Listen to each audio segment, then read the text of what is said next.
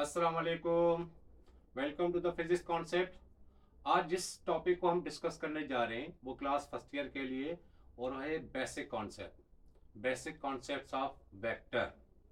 Vector क्या है, किस तरह से हम इसको रिप्रेजेंट करते हैं, वेक्टर की डायरेक्शन कैसे होती है, वेक्टर का मैग्नीट्यूड कैसे होता है। सो स्टार्ट करते हैं बेसिक कॉन्सेप्ट्स ऑफ वेक्टर को। अब सबसे पहले अगर हम बात करें बेसिक कॉन्सेप्ट्स ऑफ वेक्टर की, तो यहाँ पे हमारे पास जो टॉपिक है वो है बेसिक कॉन्सेप्ट ऑफ वेक्टर। इसमें हम मैग्नीट्यूड और इसकी सबकी बात करेंगे। तो देखते हैं कि वेक्टर क्या है। अ vector is a mathematical quantity having both magnitude and direction. अगर आपको याद हो तो फिजिकल क्वांटिटीज में हमने बात की थी कि कुछ फिजिकल क्वांटिटीज ऐसी होती हैं जो स्केलर क्वांटिटीज होती हैं और कुछ फिजिकल क्वांटिटीज ऐसी होती हैं जो वेक्टर क्वांटिटीज होती हैं। तो यहाँ पे वेक्टर का जो कॉन्सेप्ट है वो क्या है? अ vector is a mathematical quantity having both magnitude and direction.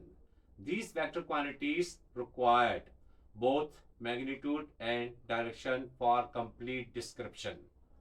Vector को कंप्लीटली डिस्क्रिप्शन करने के लिए हमें दो चीजें रिक्वायर्ड होती हैं। एक होता है इसका मैग्नीट्यूड और एक होता है इसकी प्रॉपर डायरेक्शन जो होती है। तो उसमें हमारे पास कुछ एग्जांपल है। वो एग्जांपल्स हमारे पास क्या है? वो एग्जांपल है, फॉर एग्जांपल फोर्स है, वेलोसिटी है, डिस्प्लेसमेंट है, वेट है। इसके अलावा और बहुत सारे भी हैं, लेकिन चंद यहाँ पे एग्जांपल्स हमने यहाँ पे आपको बता दिए। तो ये था आपके पास बेसिक कॉन्सेप्ट्स ऑफ वेक्टर। तो वेक्टर क्या हो गया? एक mathematical quantity having magnitude and direction. तो उसको कंप्लीट डिस्क्रिप्शन करने के लिए हमें दो चीजें रिक्वायर्ड होती हैं। दैट इज, एक हो गया आपके पास उसका मैग्नीट्यूड और दूसरा हो गया इसकी एक डायरेक्शन। और आपने इसके एग्जांपल्स भी आपने देख लिए। अब उसके बाद अगर हम बात करें कि how vector is represent, vector को हम किस तरह से रिप्रेजेंट कर सकते हैं, तो वेक्टर को symbolically a vector is represent by a bold letter. Bold letter कैसे होगा? कोई भी बोल्ड लेटर, फर्ज करिए अगर वेक्टर ए है या वेक्टर एफ है या वेक्टर बी है, तो उसका जो बोल्ड लेटर होता है वो वेक्टर को रिप्रेजेंट करता है। सिंबॉलिकली उसको हम इस तरह से रिप्रेजेंट करते हैं। और अगर इसमें देखें, it can also be represented by a letter with an arrow और इट। फॉर एग्जांपल अगर आपके पास वेक्टर एफ है, फोर्स एफ है, तो इसके ऊपर क्या आ जाएगा? एक एरो हेड आ जाएगा। इसी हिसाब से अगर आपके पास वेक्टर ए है तो इस हिसाब से भी वहां पे क्या होगा? एक एरो हेड उसके ऊपर आ जाएगा। तो ये बात समझ में आ गई कि हमने किस तरह से वेक्टर को रिप्रेजेंट किया। या तो आप इसको बोल्ड लेटर से रिप्रेजेंट कर सकते हैं, या तो आप किसी भी लेटर के ऊपर एरो हेड लगा दे तो वो आपका वेक्टर को रिप्रेजेंट करता है। उसके बाद हम बात करेंगे मैग्नीट्यूड ऑफ वेक्टर की। वेक्टर का जो मैग्नीट्यूड होता है वो क्या होता है? खासतौर पे हमें यह भी पता होता है कि अगर हम देखें कि कोई भी न्यूमेरिकल वैल्यू जो होता है वो भी इसके मैग्नीट्यूड को रिप्रेजेंट करता है। कि फर्स्ट करें अगर हमारे पास कोई न्यूमेरिकल वैल्यू नहीं है तो फिर हम उसके मैग्नीट्यूड को किस तरह से रिप्रेजेंट करेंगे? तो यहाँ पे आप देखें, a vector is represented graphically by a direct line segment with an arrowhead. The length of the line segment according to scale is represented the magnitude of the vector. जो लाइन सेगमेंट होता है arrow head के साथ, तो वो line segment किस चीज को रिप्रेजेंट करता है? वो उसके मैग्नीट्यूड को रिप्रेजेंट करता है। अब यहाँ पे आप देखें कि यहाँ पे एक वेक्टर हमने ड्रॉ किया हुआ है। तो ये जो लाइन है आपको जो नजर आ रही है, ये लाइन क्या होती है? ये लाइन सेगमेंट रिप्रेजेंट करता है इसके मैग्नीट्यूड को, और जो एरो हेड होता है वो इसकी डायरेक्शन को। इस वक्त अगर इसकी डायरेक्शन देखें तो आपको इसकी डायरेक्शन जो है वो राइट साइड की तरफ है इसकी डायरेक्शन। तो इस हिसाब से फर्स्ट करें, यहाँ पे हमने 4 सेंटीमीटर यहाँ पे लिख दिया। मतलब इस लाइन की जो लेंथ है, इस लाइन सेगमेंट की जो लेंथ है वो 4 सेंटीमीटर है। तो 4 इसका क्या हो गया? ये इसका न्यूमेरिकल मैग्नीट्यूड हो गया। अगर ये न्यूमेरिकल मैग्नीट्यूड ना हो, सिर्फ लाइन हो, तो वो लाइन भी आपकी रिप्रेजेंट करती है इसके मैग्नीट्यूड को। और इस हिसाब से सेंटीमीटर एक प्रॉपर यूनिट होता है लेंथ का। आपके पास यहाँ पे एक डायरेक्शन भी है। अगर आप एरो को देखें तो एरो की जो डायरेक्शन है वो राइट की तरफ है। तो इस हिसाब से अगर हम देखें कि numerical value of a vector is called its magnitude. जो न्यूमेरिकल वैल्यू होता है वो उसके मैग्नीट्यूड को रिप्रेजेंट करता है, और जो लाइन सेगमेंट होता है वो भी इसके मैग्नीट्यूड को रिप्रेजेंट करता है। It is represented by a letter. अब कोई भी लेटर हो, कोई भी वेक्टर हो, वेक्टर ए हो या वेक्टर बी हो या वेक्टर सी हो, तो उसको हम किसके अंदर, मॉड के अंदर रखते हैं।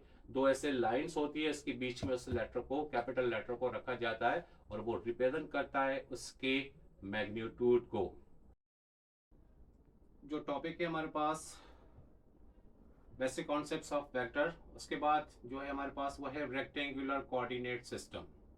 अब रेक्टेंगुलर कोऑर्डिनेट सिस्टम क्या होता है? रेक्टेंगुलर कोऑर्डिनेट सिस्टम में दो लाइंस हम ड्रॉ करते हैं, एक हॉरिजॉन्टल लाइन और एक वर्टिकल लाइन। दोनों एक लाइंस एक दूसरे के साथ क्या होते हैं, वो राइट एंगल होती है। राइट एंगल का मतलब होता है कि इन दोनों के दरमियान जो एंगल होगी वो 90 डिग्री की होगी। अब उसके अंदर देखें कि two lines draw at right angles to each other are known as coordinate axis.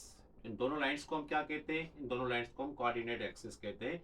And their point of intersection is known as origin. तो दो लाइंस जहां पे आपस में इंटरसेक्ट करती हैं, आपस में मिलती हैं, उस पॉइंट को क्या कहा जाता है? वो उसका ओरिजिन कहलाता है। This system of coordinate is called rectangular coordinate system. अब इस सिस्टम के अंदर हमारे पास क्या है, जो दो लाइंस हैं, इसमें से एक लाइन जो है वो हॉरिजॉन्टल लाइन है। इस हॉरिजॉन्टल लाइन के वो हम कहते हैं ये इसका एक्स कोऑर्डिनेट है, मतलब ये एक्स एक्सिस के ऊपर है। और जो वर्टिकल लाइन है वो आपके पास क्या है, वो वाई एक्सिस के हिसाब से, means vertical axis means Y axis के साथ। One of the line is named as X axis. The X axis is taken as the horizontal axis with positive direction to the right, and y-axis is the vertical axis with positive direction upward। मतलब x axis की जो direction है वो rightward की तरफ है और y axis की जो डायरेक्शन है वो अपवर्ड की तरफ है। तो यहाँ पे जो दो लाइंस आपस में इंटरसेक्ट कर रही थी उसको हमने ओरिजिन O का नाम दिया हुआ है। जो हॉरिजॉन्टल एक्सिस है इसको हमने x एक्सिस का नाम दिया है और जो वर्टिकल एक्सिस है इसको हमने y एक्सिस का नाम दिया है। ठीक है, तो ये आपके पास क्या हो गया, इसको हम कहते हैं रेक्टेंगुलर कोऑर्डिनेट सिस्टम। अब इस सिस्टम के बाद अगर हम देखें तो यहाँ पे अगर फर्ज करें, अब अगर हम एक वेक्टर ड्रॉ करें इन दो कोऑर्डिनेट सिस्टम के दरमियान, मतलब ओरिजिन O से, और ओरिजिन O से लेके कहाँ तक, पॉइंट P तक, तो along the positive axis and along the positive y axis, उसके दरमियान एक वेक्टर अगर हम ड्रॉ करें, उस वेक्टर को यहाँ पे आप देखें कि यहाँ पे हमने दो रेक्टेंगुलर कंपोनेंट्स यहाँ पे हमने बना दिए हैं। उसके बाद यहाँ पे ये इसका ओरिजिन भी आ गया। उसके बाद यहाँ पे हमने एक वेक्टर जो है इस तरह से हमने ड्रॉ कर लिया है। अब ये वेक्टर जो है वो इस एक्स एक्सिस के साथ एक एंगल बनाता है जिसको हम थीटा का नाम देते हैं। थीटा यहाँ पे किस चीज को रिप्रेजेंट करता है, उसकी एंगल को रिप्रेजेंट करता है। अब पॉइंट O से लेकर पॉइंट P तक क्या हो गया, ये एक वेक्टर हो गया। किसके साथ, ये एक्स एक्सिस के साथ। एक्स एक्सिस के साथ ये एक एंगल बनाएगा जिसको हमने थीटा का यहाँ पे नाम दिया हुआ है।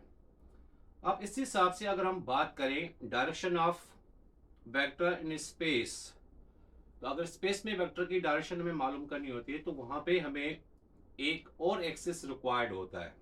required another axis which is right angle to both x axis and y axis। तो यहाँ पे अगर आप देखें कि यहाँ पे हमने ये दो horizontal line and vertical line हमने ड्रॉ की हुई है।